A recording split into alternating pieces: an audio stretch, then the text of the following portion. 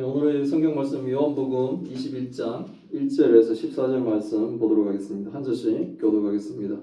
그 후에 예수께서 디베랴 호수에서 또 제자들에게 자기를 나타내셨으니 나타내신 일은 이러하니라. 시몬 베드로와 디두모라 하는 도마와 갈릴리 가나 사람 나다나엘과 세베대의 아들들과 또 다른 제자 둘이 함께 있더니 시몬 베드로가 나는 물고기 잡으러 가노라 하니 그들이 우리도 함께 가겠다 하고 나가서 배에 올랐으나 그날 밤에 아무것도 잡지 못하였더니 날이 새어갈 때 예수께서 바닷가에 서셨으나 제자들이 예수이신 줄 알지 못하는지라. 예수께서 이르시되 얘들아 너희에게 고기가 있느냐 대답하되 없나이다. 이르시되 그물을 배 오른편에 던지라 그리하면 잡으리라 하시니 이에 던졌더니 물고기가 많아 그물을 들 수 없더라.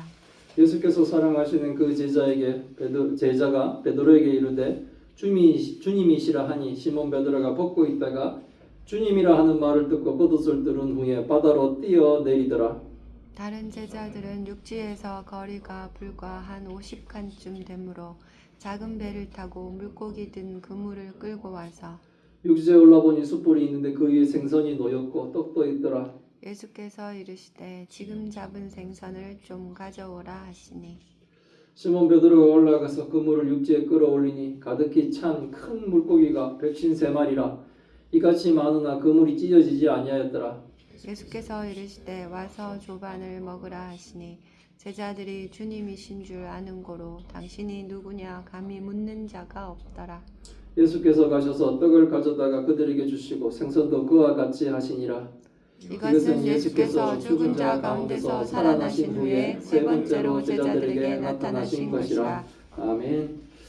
오늘은 다시 시작하시는 주님이라는 제목으로 말씀을 나누려고 합니다. 요한복음 21장은 부활 이후의 이야기들입니다.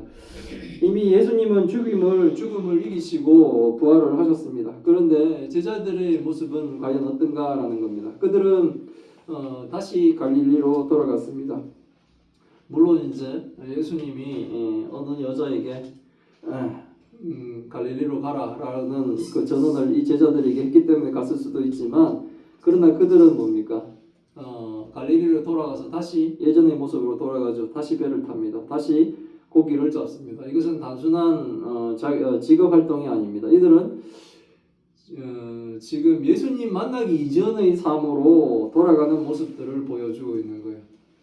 물론 베드로를 포함한 제자들이 갈릴리로 돌아간 것은 아까도 말씀드렸지만 마가복음 16장 7절에 보면 천사가 여인들에게 통해 전해준 그 약속을 듣고 갈릴리로 가기는 갔습니다. 그럼에도 불구하고 이들은 뭡니까? 부활하신 예수 그리스도를 만났죠. 도마는 한 번 만났지만 다른 제자들은 예수님을 벌써 두 번이나 부활하신 예수님을 만났음에도 불구하고 자기 고향으로 다시 돌아가서는 그들은 뭡니까? 과거 예수 그리스도를 만나기 전에 그 모습으로, 그 직업으로 다시 돌아가는 그 모습, 돌아가 있는 모습들을 본문은 보여주고 있습니다. 천사가 여인들에게 전하는 말을 듣고 제자들이 갈릴리로 갔습니다. 그리고 그곳에서 자신들에게 세 번째 나타난 예수님을 만나는 것이 오늘의 사건입니다. 오늘 본문은 이렇게 시작하죠. 그 후에 예수께서 디베랴 호수에서 또 제자들에게 자기를 나타내셨으니 나타내신 일은 이러하다라고 합니다. 그 후라는 것은 예수님이 도마가 없을 때 제자들에게 오신 것과 그리고 도마가 있을 때 제자들이 찾아오신 이 두 번째 만남 이후라는 겁니다. 장소가 디베랴 호수라 그러는데 이게 갈릴리 호수를 얘기하는 거예요. 갈릴리 호수가 이 공간적인 배경이 되는 겁니다. 본문에는 여러 제자들의 이름이 등장을 해요. 시몬 베드로가 나오고 도마가 나오고 또 나다니엘이 나오고 세베대의 아들, 즉 세베대의 아들들은 야고보와 요한을 얘기하는 겁니다. 그리고 이름이 기록되지 않은 두 제자가 디베랴 호수에 같이 있었다는 겁니다. 이들의 명단은 사실 단순한 명단이 아니에요. 이들은 실패와 연약함을 가진 사람들이 다시 모인 공동체라는 것을 보여주고 있습니다. 베드로의 실패는 뭡니까? 주님을 세 번이나 부인했다는 거죠. 그리고 도마는 주님의 부활을 의심했던 사람이 바로 도마입니다. 그리고 나다니엘은 편견을 가지고 있죠. 처음에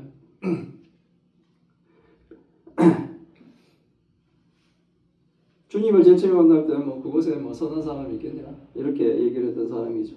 야고보와 요한은 야만과 경계심이 있었던 사람입니다. 이들은 모두 완벽한 주님의 제자가 아니라 은혜가 필요한 사람들이 함께 있었던 거예요. 우리의 모습도 마찬가지요. 우리가 완벽해서 우리가 하나님을 정말 완벽하게 잘 믿어서 이곳에 모인 게 아니라 우리는 참으로 사실 연약하고 부족한 투성이지만 그럼에도 불구하고 하나님의 은혜가 필요한 사람들이기 때문에 우리가 모여 있는 겁니다. 베드로는 말합니다. 나는 물고기 잡으러 가노라. 이 말은 사실 이렇게 들리는 거예요. 나는 다시 옛삶으로 옛날의 삶으로 돌아가겠다라는 선언처럼 들리는 겁니다. 주님이 3번이나 부인하고 마지막엔 저주까지 한 자신은 주님의 제자로서는 실패한 것 같아서 더 이상 나는 주님을 따를 자격이 없다. 나는 이제 인연의 상태로 다시 돌아간다라는 이 푸념 같은 이 넋두리를 하는 것처럼 들리는 거예요. 우리도 이와 같은 순간들이 있죠. 성도로 살다가 성도의 삶이 실패했을 때, 죄를 지었을 때, 사명을 놓쳤을 때 우리는 다시 옛자리로 돌아가려고 한다는 거예요. 그러나 본문은 말합니다. 주님은 그런 자리에도 찾아오신다는 거예요. 베드로를 포함한 제자들은 어부 출신입니다. 이들이 뭡니까? 나는 고기 잡으러 간다라고 하는 이 표현들은 옛날의 모습으로 다시 돌아갈 것 같아요. 왜냐하면 참으로 나는 자격 없는 자로 하나님을 제대로 섬길 자가 못되기 때문에 돌아간다는 정말 자조적인 그런 모습들이라는 거죠. 그런데 뭡니까? 주님은 그렇지 않고 그런 자들을 찾아오신다는 거예요. 우리도 마찬가지지 않습니까? 자녀가 부모한테 죄를 지어요. 왜? 잘못해요. 잘못했는데 자녀는 뭡니까? 나는 이제 부모 얼굴 보지도 못하겠다 그렇게 하지만 부모는 그렇습니까? 어떤 죄를 지더라도 뭡니까?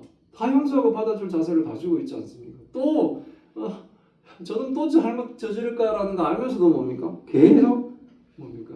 부모는 그 아이를 격려하고 그 아이를 지키려고 하고 그 아이를 도우려고 하는 것이 부모가 아닙니까? 뭐 그 모습처럼 예수님은 하나님은 우리의 부모됨보다 더 뭡니까? 뛰어나신 분이죠. 비교할 수가 없죠. 그런 분이기 때문에 이런 실패했는 제자들, 그 제자들이지만 주님은 뭡니까? 그들을 주님이 다시 찾아오신다는 거예요. 그 찾아왔는데 보니까 이들은 뭡니까? 이제 다시 어부가 되어 있죠. 이 사람들은 예수님을 만나기 전에는 아주 능숙한 이 갈릴리 바다의 지리도 잘 알고 하는 그런 뭡니까? 어부들입니다. 근데 이 사람들이 밤새도록 수고했는데 얻은 것이 없었다는 거예요. 그날 밤에 아무것도 잡지 못했습니다. 밤새도록 수고했다고 합니다. 그러나 결과가 0이라는 겁니다. 이 장면은 단순한 어업 실패를 얘기하는 것이 아니라 오늘 이번 하루는 공쳤네 이런 의미가 아니라 하나님 없이 하는 인생의 모습을 우리에게 보여주고 있는 거예요. 아무리 경험이 많아도 아무리 기술이 뛰어나도 아무리 노력해도 주님 없이 하면 헛된 것이다 라는 걸 보여주는 겁니다. 이 장면을 전도서의 고백을 떠올리게 하죠. 헛되다 헛되고 헛되니 모든 것이 헛되다 라고 얘기하는 것처럼 혹시나 우리가 지금 이런 상태는 아닐까 생각도 해봅니다. 열심히 사는데 열매 없는 삶, 애쓰는데 결과가 없는 인생, 기도하지 않고 노력만 하는 신앙, 이 모든 것이 밤새 수고했지만 빈 건물 같다라는 겁니다. 이것이 바로 주님 없이 사는 사람의 삶의 현실이라는 거죠. 주님 없이 사는 사람들은 뭡니까? 주님 대신 보통 다른 걸 찾을 때 쾌락 같은 걸 찾아요. 근데 그거는 공허하죠. 마약 같은 것도 요즘에 우리나라에 또 이제는 우리나라가 마약 청정 국가였다가 그러는데 이제는 뭡니까? 누구나 쉽게 접근할 수 있는 그런 나라가 됐다는 걸 깜짝 놀랐어요, 저도. 근데 그 사람들은 마지막은 뭡니까? 결국 주님 없는 자리를 다른 것으로 채우려고 하다가 비참한 인생으로 끝나버리는 거예요. 주님 없는 시 사는 삶은 그렇습니다. 밤새도록 수고하여 그물을 던졌는데도 불구하고 결과가 하나도 없다는 거예요. 이제 밤이 끝나고 아침이 옵니다. 주님은 항상 아침에 찾아오시죠. 여기에 아침은 단순한 시간이 아니죠. 아침은 절망 끝에 오는 소망을 상징합니다. 실패 끝에 오는 회복을, 그리고 어둠 빛 끝에 오는 빛을 상징하는 거예요. 요한복음은 빛과 어둠을 많이 대조시키고 있죠.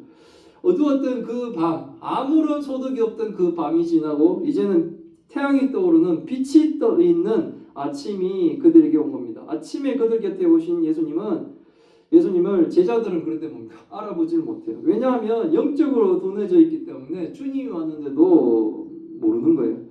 주님은 묻습니다. 얘들아, 너희에게 고기가 있느냐? 이 질문은 단순한 질문이 아니에요.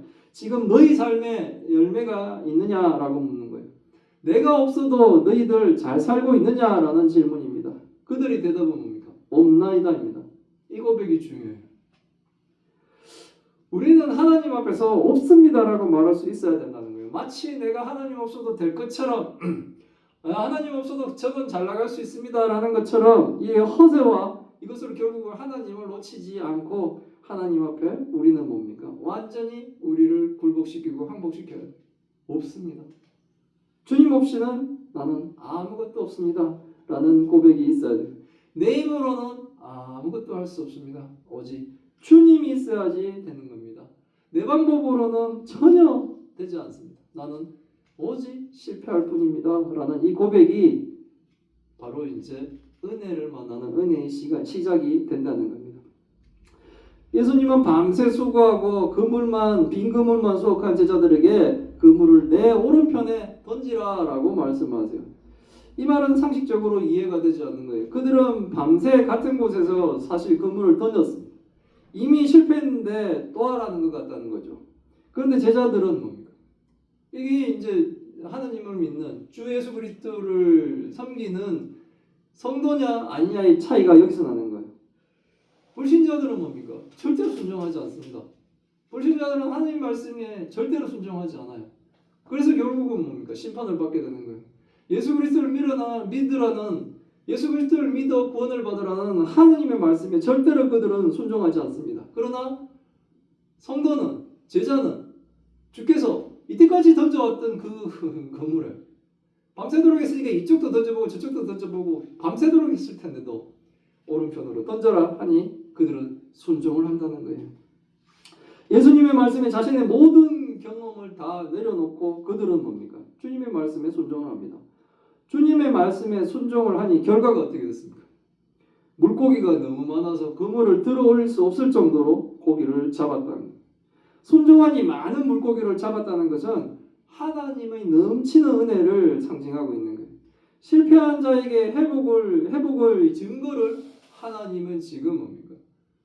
밤새도록 빈 그물이었던 그곳에 가득 찬 그물, 당겨서 그물을 끌어올리지도 못할 만큼의 그 풍성한 은혜를 하나님은 주시겠다는 거예요. 사명을 잊은 자에게 다시 사명을 회복시키는 거예요. 인생의 변화는 어디서 시작됩니까? 환경에서 시작되는 것이 아니에요. 유리한 조건이 되어야지 인생의 변화가 시작되는 것이 아니에요. 인생의 변화는 주님의 말씀에 순종하는 그 순간부터 시작하는 겁니다. 조금만 순종하면 됩니다. 용서하라고 하면 용서하시고 기도하라고 하면 기도하시고 사랑하라 하면 사랑하면 되는 거예요. 그때 뭡니까? 기적이 우리 인생에 벌어지게 되는 겁니다. 예수께서 사랑하시는 그 제자 요한이죠. 요한이 예수님을 먼저 알아봤습니다. 그래서 요한이 베드로에게 말합니다. 주님이시다. 베드로에게 그 말을 하자 시몬 베드로가 주님이라는 말씀 딱 듣는 순간에 자신이 지금 작업하기 위해서 우통을 벗고 있었다는 이 사실을 깨닫고는 얼른 겉옷을 두르고는 그대로 뭡니까? 배에서 바다로 뛰어듭니다. 이것이 진짜 회개입니다. 진정한 회개를 한 자는 변명하지 않습니다. 숨지 않습니다. 진짜 회개한 자는 바로 뭡니까? 주님 앞에 나아가는 겁니다. 가타부타 가리지 않습니다. 내가 옛날에 3번 주님을 배반하고 마지막엔 저주까지 했던 사람이다 라는 것을 기억도 하지 않습니다. 그것도 상관없습니다. 오직 주님 앞으로 나가는 거예요. 바다에 뛰어들더라도 주님께 나가는 거예요. 우리는 뭡니까? 살면서 성도로 살죠. 우리도 열심히 하나님을 섬기려고 하기도 합니다. 하지만 그럼에도 불구하고 죄를 지을 수 있다는 거예요. 그러나 중요한 것은 우리가 어디로 가야 되느냐라는 거예요. 과연 도망칠 것인가? 아니면 주님께 나아갈 것인가? 차라리 하나님 없다 하고 눈에 보이지도 않는 하나님 없는 걸로 치부해버리면 내가 하나님 앞에 죄진 것도 아니니까 그냥 하나님 덮어버리고 없는 하나님으로 생각하고 간주하고 그렇게 살 것인가? 아니면 내 죄를 철저히 회개하며 내 인생의 반환점을 삼아 다시 주님 앞으로 우리는 나갈 것인가? 우리 앞에는 항상 그 갈림길이 있어요. 그때마다 뭡니까? 우리는 주님을 붙들고 주님 앞으로 나가야 되는 거예요. 마치 바다로 뛰어드는 베드로처럼 그렇게 나가야 된다는 거예요. 회복은 오직 뭡니까? 주님께 나갈 때 가능하다는 겁니다. 이게 공허하게 들릴지 모르지만 하나님께 기도하고 하나님께 부탁하며 하나님 앞에 부끄럽지 않도록 살려고 하는 이것이 굉장히 우리 인생에 중요하다는 거예요. 그렇지 못하면 계속 뭡니까? 고기 잡으러 가는 거예요. 계속 피하는 거예요.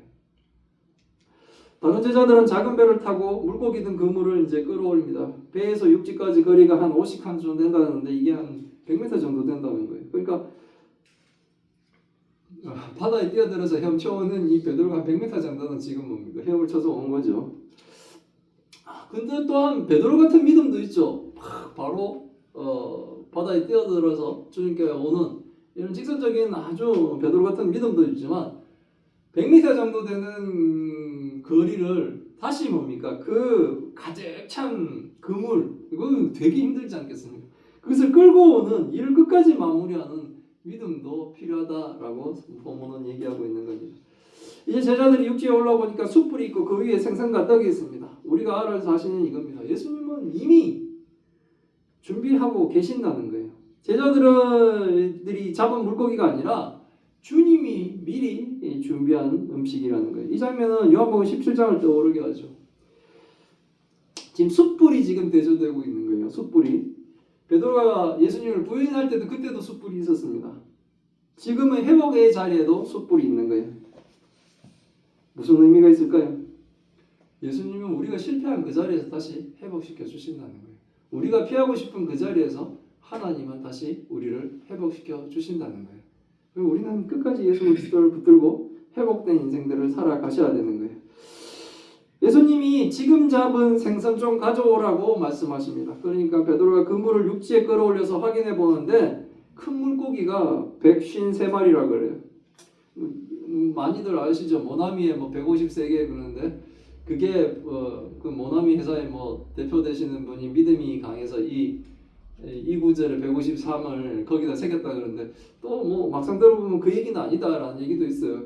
그러면 또 그걸 고백하신 분도 대단한 믿음이라고 생각해요. 얼마나 정직하시면 묻어가듯이 그 말 맞습니다 하고 장사 잘하면 될 건데 그것도 그건 아닙니다라고 이렇게 얘기했다는 얘기를 어느 게 맞는지는 모르겠지만 어쨌든 그랬다는데 대단히 정직하신 분이에요. 역시 하나님 믿는 사람은 참 정직하게 사시구나 그런 생각도 좀 들었는데 어쨌든 이 가득 큰 물고기로 153마리 그물을 끌어올릴 수 없을 만큼 이 잡힌 고기가 이랬다는 거예요. 이미 예수님은 숯불과 숯불 위에 떡과 고기를 준비하셨죠. 그래서 굳이 제자들이 잡은 물고기 사용하지 않아도 되지만 예수님은 제자들이 잡은 물고기도 사용하듯이 하나님 나라를 하나님이 이루어 가실 때는 우리가 없어도 사실은 뭡니까? 하나님은 이루어 가세요. 우리가 없다고 특히 우리 교회처럼 작은 교회 몇 명 되지도 않는데 우리 교회 없다고 이 땅에 하나님 나라를 하나님이 못 이룰 수 있는 거 아니에요. 그럼에도 불구하고 제자들의 물고기를 예수님이 말씀하시듯이 정말 우리가 없어도 이루어질 그 하나님 나라지만 우리도 하나님은 뭡니까? 그 일에 동참시켜 주신다는 거예요. 하나님은 하나님 나라를 위해 우리도 사용해 주신다는 거예요. 우리가 없어도 완성될 하나님 나라지만 은혜로 우리를 참여시켜 주시는 거예요. 이게 바로 은혜입니다. 그래서 하나님이 일을 하려고 할 때는 귀찮아하지 마세요. 사실 내가 귀찮다고 되게 억지로 내가 안 하면 큰일 나는 것처럼 하지만 이거 우리 없어도 다 잘 이루어지고 있어요. 그럼에도 불구하고 뭡니까? 우리를 동참시켜 주시는 거예요. 이게 은혜입니다. 하나님이 우리에게 주신 사명이 바로 하나님이 우리에게 주시는 은혜인 거예요. 과거에 예수님을 부인했던 베드로지만 이제 가득 찬 그물을 육지로 끌어올리는 순종을 하는 베드로가 되었다는 거예요. 물고기 153마리는 빈 그물이었던 그물이 주님으로 인해 가득 채워졌다는 것을 보여주고 있어요. 그것도 큰 물고기로 153마리라는 겁니다. 주님이 성도에게 주시는 것은 양뿐만 아니라 질적으로도 좋은 것으로 가득 채워주신다는 거예요. 그런 분이 우리가 믿는 주님이라는 겁니다. 우리가 믿는 주님, 우리가 믿는 하나님은 이런 분이시라는 거예요. 받을 수 없는 자격이 없는 자에게 하나님은 은혜를 베푸시고 그것도 뭡니까? 양으로 질적으로도 양적으로도 질적으로도 가득히 채워주시는 분이 그분이 바로 우리 주님이시라는 거예요. 믿으십니까? 아멘? 아멘. 그리고 주님은 말씀하십니다. 와서 조반을 먹으라 하시고 떡과 생선을 제자들에게 주십니다. 이거는 단순한 식사가 아니죠. 이건 용서의 초대입니다. 실패하고 도망간 자들의 모든 뭡니까? 다시 주님을 떠나 다시 옛사람의 모습으로 돌아갔던 자들에 대한 용서의 초대이고 회복의 식탁이며 사랑의 교제가 되는 겁니다. 주님은 실패하고 연약한 우리들에게도 주님과 함께 먹는 식사 자리로 우리를 초대하고 계시며 우리에게 다시 회복하라고 권면을 하고 계시는 거예요. 혹시나 뭡니까? 하나님을 제대로 알지 못하고 하나님을 믿는다고 하면서도 자꾸 애습성으로 돌아가고 하는 우리의 그런 모습이 있다면 이제는 그걸 과감하게 끊고 이제는 주님께 나와야 되는 겁니다. 주님의 이 초대의 자리에 우리도 이제 나와서 앉아야 되는 거예요. 오늘 디베라 호수에서 제자들을 만나주시고 회복시켜 주시는 것이 예수님께서 죽은 자 가운데서 다시 살아나신 후에 세 번째로 제자들에게 나타나신 것이다 라고 요한은 기록하고 있어요. 이 기록은 뭔 얘기를 합니까? 예수님의 부활은 사실이라는 얘기예요. 사람들이 거의 걸려 넘어지고 하는 것 중에 하나가 사람이 어떻게 다시 죽었다가 사냐 그런 얘기예요. 그런데 예수님의 부활은 뭡니까? 확실하다는 겁니다. 오늘 말씀은 분명히 오늘의 말씀은 분명히 말하고 있는 것이 우리는 실패할 수도 있습니다. 예, 뭐 실패를 하라는 얘기가 아니에요. 근데 뭡니까? 열심히 하려고 하지만 우리의 연약함 때문에 우리가 인생을 사는 동안에는 실패할 수가 있다는 거예요. 우리가 넘어질 수가 있다는 겁니다. 그러나 중요한 것은 주님은 우리를 포기하지 않으셨다는 거예요. 이게 얼마나 큰 은혜인지 좀 아시길 바랍니다. 주님은 우리를 다시 찾아오십니다. 그리고 다시 부르십니다. 그리고 다시 시작하게 하신다는 거예요. 그때는 뭡니까? 순종하셔야 돼요. 다시 부르시면. 이 극성방송 라디오를 듣다 보면 낮에 새끼랑각 하는 그 프로그램이 있는데 이게 뭐냐면 거기는 방학이라고 표현을 하는데 옛날에 주님 믿다가 안 믿는 사람들한테 지인들한테 소개받아서 전화해서 그 사람한테 전화해가지고 교회 나오시라 그러고 영접기도 막 시키고 이렇게 해서 다시 이제 방학 그만하시고 가까운 교회 가시라고 이렇게 하는 프로가 있어요. 예, 그때 순종해야 됩니다. 거기 새롭게 전화받고 하시는 그분들 중에는 다시 회복하여 교회를 나가시는 분도 있고 끝까지 지고집대로 물고기 잡으러 돌아다니는 그런 사람도 있을 거예요. 그때 우리는 그렇지 않기를 바랍니다. 우리는 회복하시길 바랍니다. 주님이 부르시면 바로 순종하고 나아가실 수 있는 우리가 되기를 바랍니다. 혹시 지금 영적으로 지쳐있는 사람이 있나요? 실패감에 눌려있거나 사명을 놓치신 분이 있나요? 주님은 지금 그런 우리에게 말씀하십니다. 와서 조반을 먹어라. 와서 아침을 먹자. 와서 나와 함께 하자 라고 위로하시고 계신 겁니다. 다시 시작하자라는 말씀을 하고 계세요. 이 주님 말씀 붙들고 우리는 뭡니까? 하나님 믿는 사람으로 온전히 사는 참교회 참성도들 다 되시기를 기원합니다. 아멘. 예, 기도하겠습니다. 하나님 감사합니다. 오늘의 말씀을 통해 하나님의 뜻을 알게 하시니 감사드립니다. 사랑의 하나님, 우리가 베드로와 같이 실패하고 넘어질 때가 많았음을 주님 앞에 고백합니다. 주님을 사랑한다고 하면서도 때로는 주님을 부인했고 다시 옛사람으로 돌아가려 했던 우리의 연약함을 하나님 용서해 주옵소서. 밤이 맞도록 수고하였으나 아무것도 얻지 못했던 제자들처럼 우리의 삶도 주님 없이는 모든 것이 헛된 수고임을 깨닫게 하옵소서. 그러나 그런 우리를 포기하지 않으시고 다시 찾아와 주시며 다시 부르시고 다시 시작하게 하시는 주님의 은혜에 감사드립니다. 우리에게 주님의 말씀에 순종하는 믿음을 허락하여 주옵시고 작은 순종을 통해 큰 은혜를 경험하게 하시고 우리 삶 가운데 다시 기적이 일어나게 하여 주옵소서.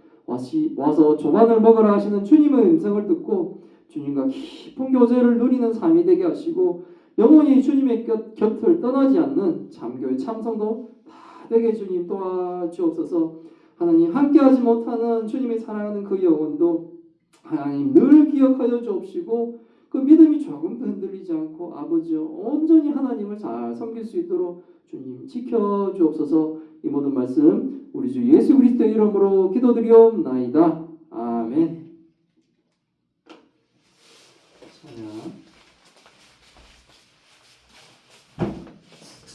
찬송가 94장 주 예수보다 더 귀한 것은 없네 찬송하겠습니다.